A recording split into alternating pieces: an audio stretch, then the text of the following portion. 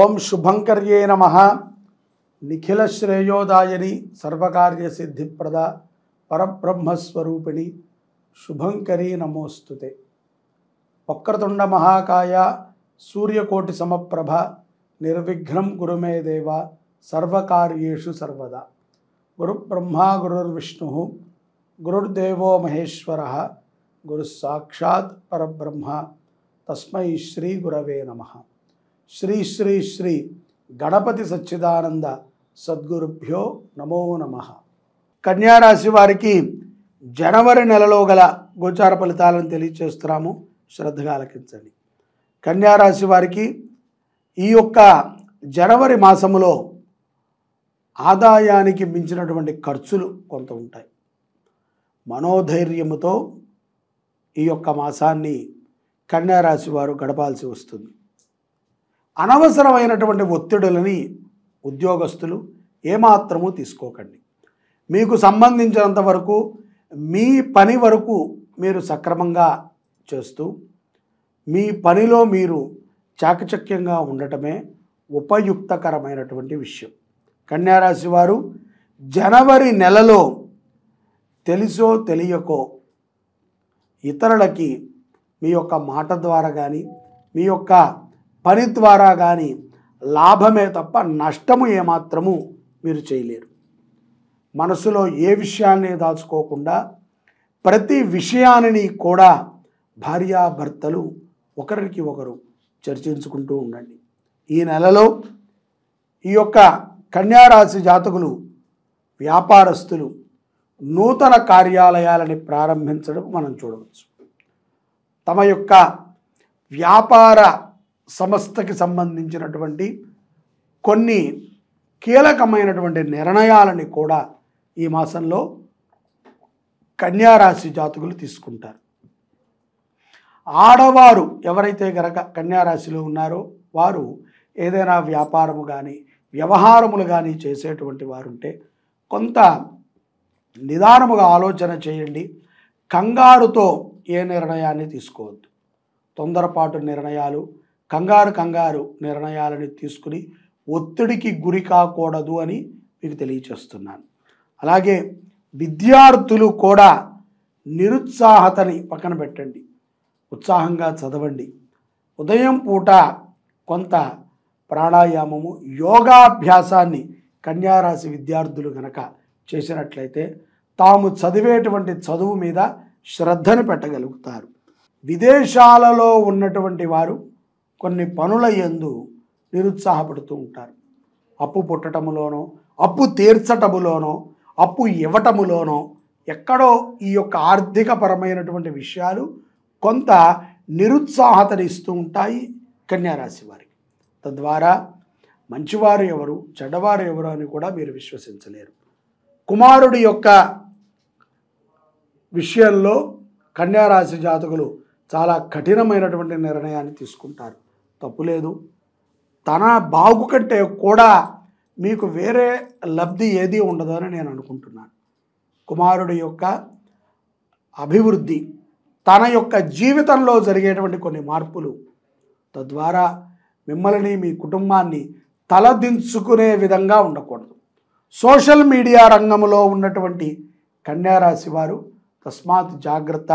నూతన పరిచయాల వల్ల కొన్ని ప్రమాదాలు గోచరిస్తూ ఉన్నాయి.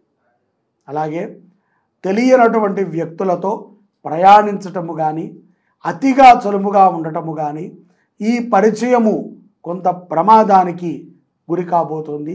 తస్మాత్ జాగ్రత్త. వాహనము నడిపేటప్పుడు రాత్రి కాలములో యందు వాహనాలు నడిపేటువంటి వారు చాలా జాగ్రత్తగా ఉండాలి. సరైనటువంటి జాగ్రత్తలని తీసుకుంటేనే మీ ప్రాణాన్ని కాపాడుకోగలుగుతారు.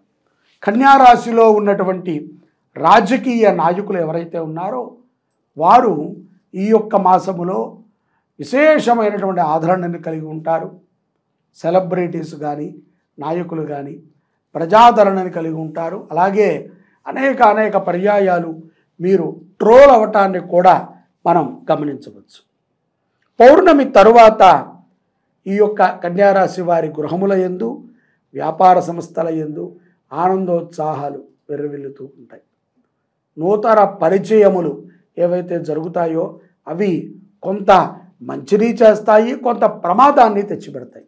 కాబట్టి అత్యుత్సాహముతో పరిచయాలని దృఢపరుచుకొని ఇబ్బంది పడకండి. ఈ యొక్క పౌర్ణమి తర్వాత అవగాహన లేనటువంటి ఉద్యోగములు కొన్ని నూతనముగా లభించేటువంటి అవకాశము నిరుద్యోగులకు ఉంటాయి.